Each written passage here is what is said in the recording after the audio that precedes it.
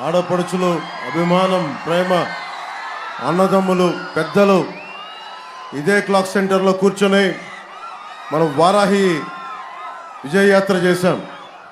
ఆ రోజు చెప్పాను, వైసీపీ వ్యతిరేక ఓటును చీలనివ్వను అంటానికి కారణం, బాబు నేను కనిపించాలా వద్దా? నేను నోటీస్ చేశాను. Thank you.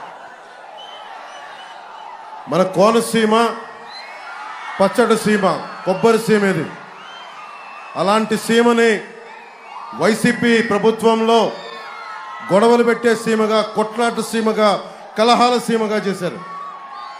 ఆ రోజున నేను బయటకు వచ్చి మన అమలాపురంలో గొడవలు పెట్టడానికి వైసీపీ ప్రభుత్వం చేస్తూ ఉంటే బయటకు వచ్చి ఒకటే చెప్పాను, కోనసీమని, అమలాపురాన్ని చిచ్చు పెడితే సహించలేదు. అన్ని కులాలు బాగుండాలి, ఏ కులాల మధ్య విభేదాలు సృష్టించకూడదు.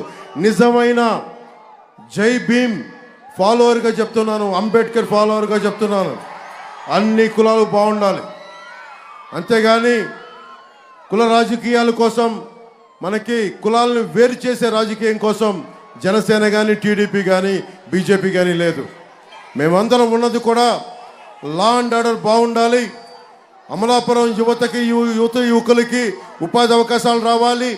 మన అమలాపురం, మన కోనసీమలో క్రాప్ హాలిడే అన్నది గత చరిత్ర అవ్వాలి. ఇలాంటి దృష్టితో మేము వచ్చాం. ఆ క్లాక్ టవర్ సాక్షిగా చెప్తా ఉన్నాం, రాబోతుంది మన జనసేన, టీడీపీ, మన భారతీయ జనతా పార్టీ ప్రభుత్వం, కూటమి ప్రభుత్వం వస్తుంది.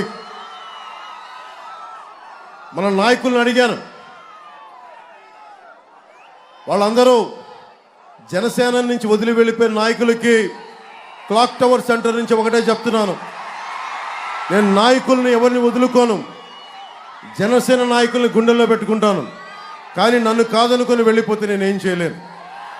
వెళ్ళిపోతున్న ప్రతి నాయకులకి అమలాపురం క్లాక్ టవర్ సెంటర్ సాక్షిగా చెప్తున్నా, నాయకులు వస్తారు, వెళ్ళిపోతారు. జనసేన, జన సైనికులు, వీర మహిళలు, జనసేన మద్దతుదారులు రాష్ట్ర క్షేమం కోసం, ప్రజాక్షేమం కోసం నిలబడేవాళ్ళు. పోయినసారి కూడా వైసీపీ ప్రభుత్వం మన సినిమాలను ఆపేసి ఒకటే చెప్పాను, మనల్ని ఎవడు ఆపేది అని చెప్పి. మన కూటమి ప్రభుత్వం రాకుండా ఈరోజు అడుగుతున్నా, మనల్ని ఎవడు ఆపేది?